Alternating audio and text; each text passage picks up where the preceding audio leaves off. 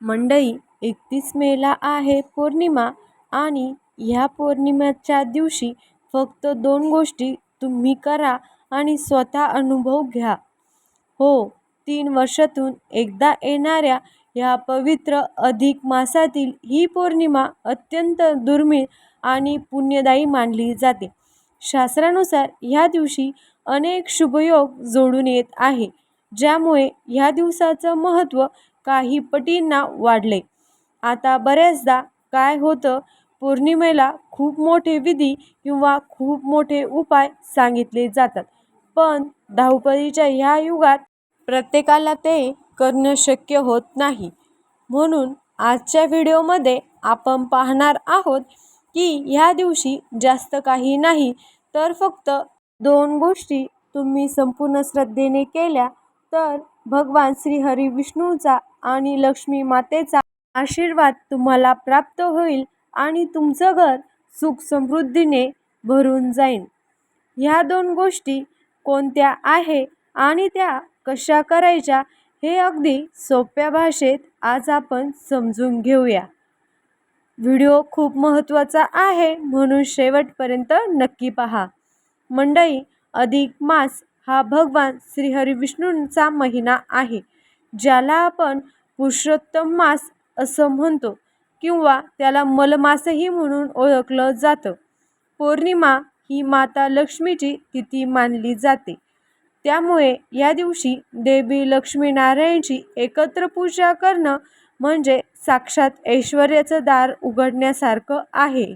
आता यासाठी काय करावं, कशी पूजा करावी, तर 31 मे रोजी सकाळी लवकर उठून स्नान करा, कारण ह्या दिवशी पौर्णिमा आहे. ह्या दिवशी शक्यतो पिवळ्या रंगाचे वस्त्र परिधान करा, कारण पिवळा रंग हा भगवान श्रीहरी विष्णूंना अत्यंत प्रिय आहे. देवघर स्वच्छ पुसून घ्या. भगवान श्रीहरी विष्णू आणि माता लक्ष्मीची मूर्ती किंवा प्रतिमा समोर ठेवा. एका पाटावर त्यांची मांडणी करा. देवासमोर गाईच्या तुपाचा दिवा लावा. हळद, कुंकू आणि अक्षदा अर्पण करा. जशी दररोजची पूजा करता अगदी तशीच देवपूजा करा. देवी लक्ष्मीनारायणच्या मूर्तीला विशेष पंचोपचारी पूजा करा. आता इथे एक गोष्ट लक्षात ठेवा, भगवान श्रीहरी विष्णूंना तुळशीचं पान आणि माता लक्ष्मीला कमळाचे किंवा कोणतेही लाल फूल अत्यंत प्रिय आहे, त्यामुळे या दिवशी ते आवर्जून अर्पण करा. पूजा करताना डोळे मिटून शांत बसा आणि ओम नमो भगवते वासुदेवाय नमः, ओम श्री महालक्ष्मी नमः या मंत्राचा जमेल तितका जप करत राहा. जर तुम्हाला शक्य असेल तर ह्या दिवशी विष्णू सहस्रनाम किंवा श्रीसूक्त नक्की वाचा, किंवा घरात मोबाईलवर मोठ्या आवाजात तुम्ही ऐकू शकता.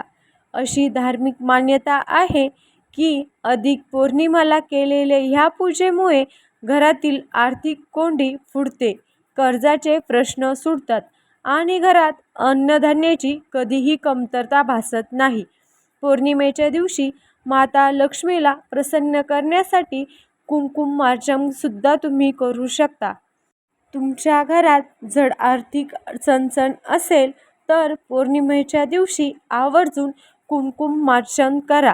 हा उपाय खूप साधा आणि सोपा आहे.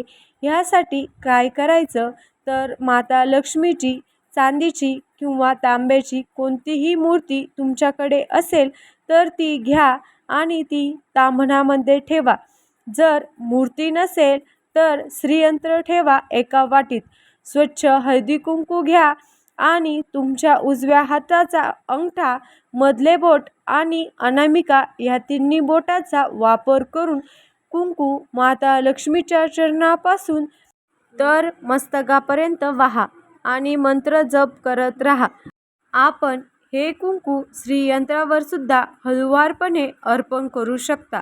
कुंकू वाहताना आपण लक्ष्मीच्या सोप्या नामावलीचा किंवा मंत्राचा जप करू शकता, जसे ओम श्री महालक्ष्मी नमः, त्याचबरोबर कुंकुमार्चन करताना किंवा पूजेच्या वेळी श्रीसूक्त किंवा महालक्ष्मी अष्टकम पठण करणंसुद्धा अत्यंत शुभ मानलं जातं.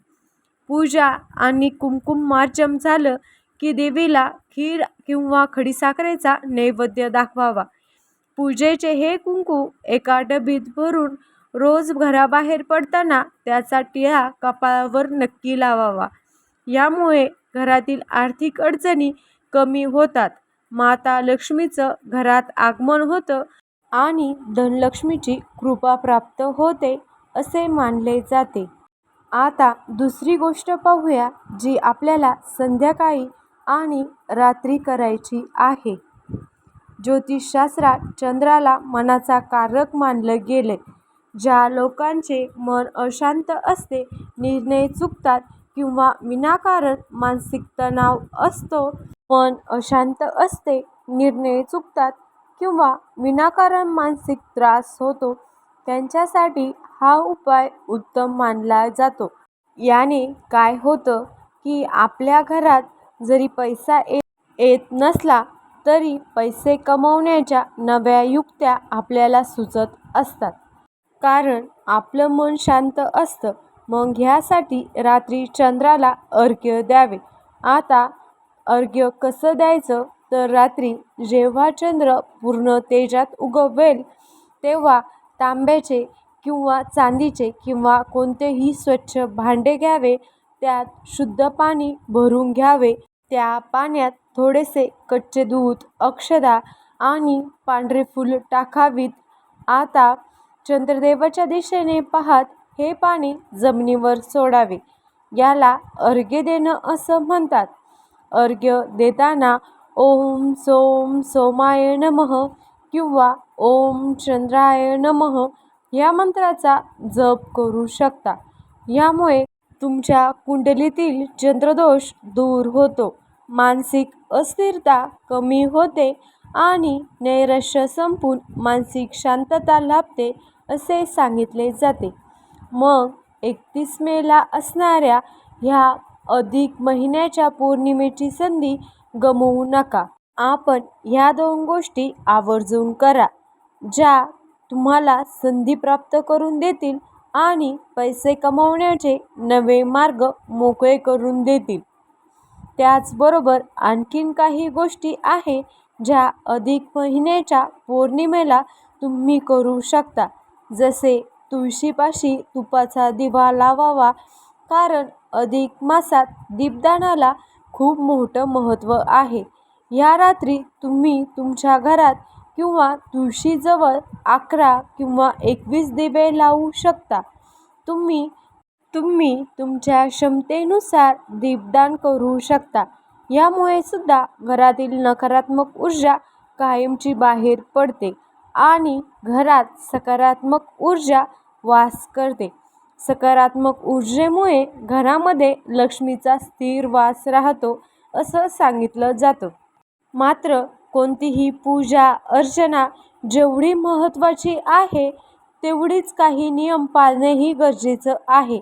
जर तुम्ही 31 मेच्या रोजी सर्व गोष्टी करणार असाल, कारण ह्या दिवशी पौर्णिमा आहे, तर आपण घरात अजिबात भांडण होणार नाही याची काळजी घ्यावी. अन्न वाया जाणार नाही याची काळजी घ्यावी.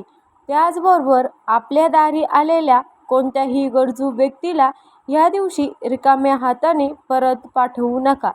काहीतरी अन्न किंवा वस्तू त्यांना नक्की दान करा. तर अशा प्रकारे आपण अधिक महिन्याच्या पौर्णिमेची संधी घेऊ शकता. त्याचं फळ तुम्हाला नक्कीच मिळेल. 31 मे रोजी येणारी ही अधिक महिन्याची पौर्णिमा आपल्या आयुष्यात सुख आणि समृद्धी आणणारी एक उत्तम संधी आहे.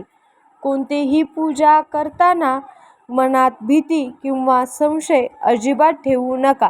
संपूर्ण श्रद्धेने केलेली पूजा तुम्हाला नक्कीच फळ देईल आणि तुम्हालाही फरक जाणवेल.